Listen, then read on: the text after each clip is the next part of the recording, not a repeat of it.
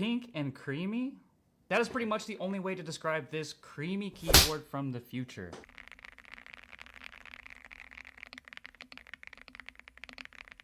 This is the Gravastar Mercury K1. Now ladies, I know you are absolutely in love with this pink colorway, but fellas, they do come in other colorways. The Mercury K1 is pretty much the same as the Pro model, except it doesn't have the freak alien legs. You got the full aluminum skeletonized case, which looks absolutely beautiful with the RGB that goes all the way around. Now it's in a very compact 75% layout. You're getting a toggle switch instead of a knob, and you do have this bright and beautiful LCD screen. The K1 offers tri-mode connectivity, so you can run this wire to wireless, but my favorite feature about this keyboard is actually the keycaps. Now these keycaps are made of PBT, but they look and almost feel like ceramic keycaps.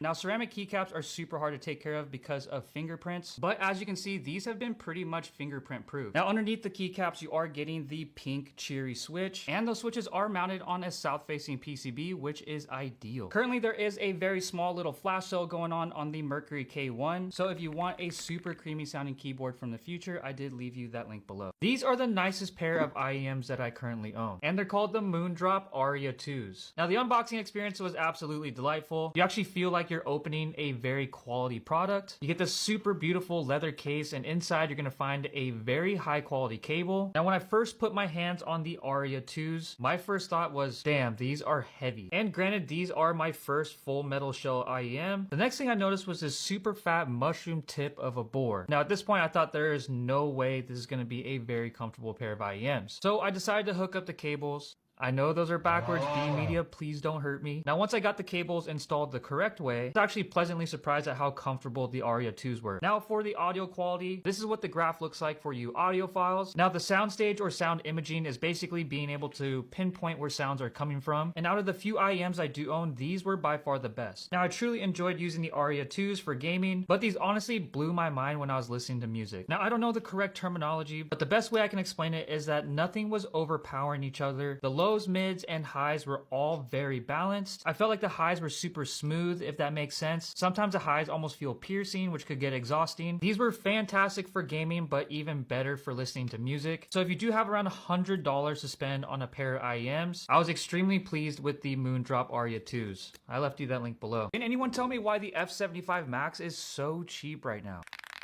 I'm not entirely sure what's going on with the pricing, but this is by far the cheapest I've ever seen it. The F75 Max is the newest version of the AULA F75 line. It comes with the customizable LCD screen and the tactile knob. It comes in a compact 75% layout, which is my absolute favorite. You're still getting all your F-row keys, which actually makes this keyboard usable outside of gaming. But you're also getting the tri-mode connectivity, so you can run it wire to wireless. You can easily adjust your typing angle with the two-stage flippy feet, and it's gasket mounted so your fingers don't hurt after long days of typing. Now under the hood, you are getting the absolute goated switch from AULA, which is the Reaper switch. It's a preloop linear switch that sounds and feels beautiful. And you're getting south-facing RGB unlike the base F75. Now I don't know why it's discounted this much and how long it's going to be, but if I were you, I would absolutely jump on it. Links below.